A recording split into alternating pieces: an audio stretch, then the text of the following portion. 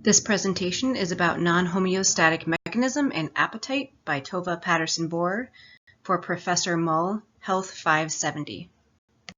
The energy balance in the human body is regulated by a complex network of neurotransmitters, peptides, and hormones. These regulatory components in our brains and digestive systems help to signal hunger, satiation, and satiety. Hunger is the physiological signals to eat. Satiation is the feeling of fullness at the end of the meal that tells you to stop eating. And satiety is a long-term feeling of fullness that signals to us that we don't need to eat again for a while. In a perfectly functioning system, these elements work together to promote energy balance. However, many factors in our individual bodies, genetics, and environment can change the way that these peptides and hormones trigger feelings of hunger and fullness. Appetite is another term used to define the signal to eat, but it is different than hunger. Appetite is a psychological desire to eat regardless of the body's hunger or satiety cues.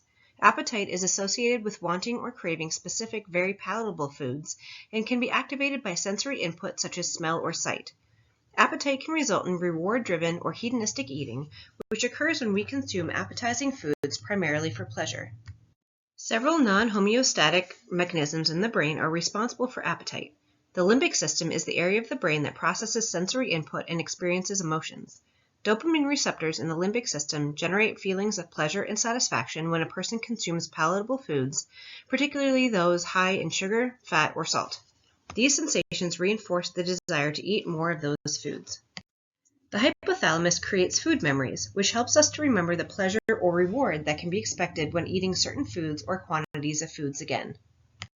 Circumventricular organs, specifically the third and fourth ventricles, are outside of the brain-blood barrier and perceive changes in the orexigenic and anorexigenic peptides and hormones from the body.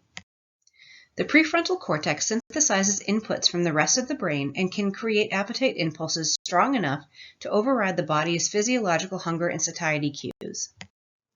Current research suggests that psychological appetite can be triggered by calorie restriction and fasting. Research also theorizes that people with obesity may have fewer dopamine receptors, requiring the person to eat more food to trigger the same reward response. Having high insulin levels is also assumed to decrease the pleasure response from food, requiring greater consumption for the same reward. There may also be a relationship between the non-homeostatic mechanism and physical activity, with regular physical activity decreasing non-homeostatic impulses. Please see references for additional information.